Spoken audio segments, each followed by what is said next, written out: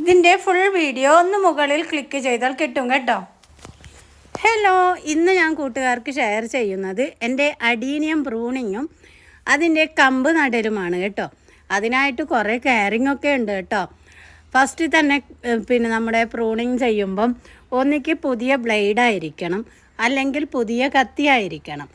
അത് ഒന്നെങ്കിൽ സാഫ് കുറച്ച് വെള്ളത്തിലാക്കി ആ കത്തി നല്ലപോലെ കഴുകിയെടുക്കുക, അല്ലെങ്കിൽ ഡെറ്റോൾ കൊണ്ട് കഴുകിയെടുക്കുക, അല്ലെങ്കിൽ മഞ്ഞൾപ്പൊടി കൊണ്ട്.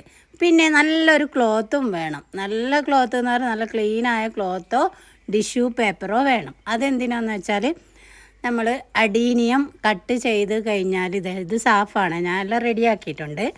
അഡീനിയം കട്ട് ചെയ്ത് കഴിഞ്ഞതിൻ്റെ ശേഷം അതിൽ നിന്ന് ഒരു വൈറ്റ് കളറിലൊരു ദ്രാവകം വരും. അത് നമ്മൾ തുടച്ചെടുക്കാൻ വേണ്ടിയിട്ടാണ്. ഞാനിവിടെ പുതിയ കത്തിയാണ്, പുതിയ കത്തി എടുത്തു. ഞാൻ മഞ്ഞൾപ്പൊടിയിൽ കുറച്ച് സമയം ഇട്ട് വെച്ചു.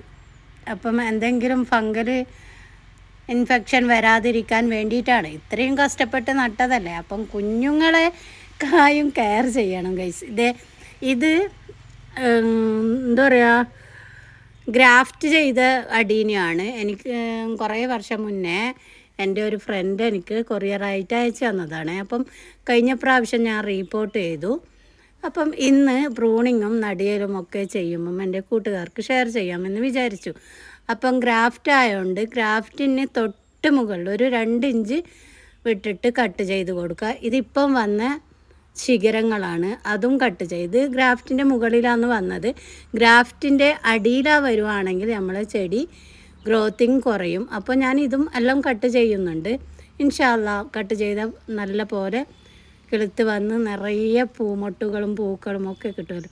അങ്ങനെ ഞാൻ ഒരു പ്ലാന്റ് ഇവിടെ കട്ട് ചെയ്തു ആ ക്ലോത്ത് വെച്ച് നല്ലോണം തുടച്ച് കൊടുക്കുകയാണ്.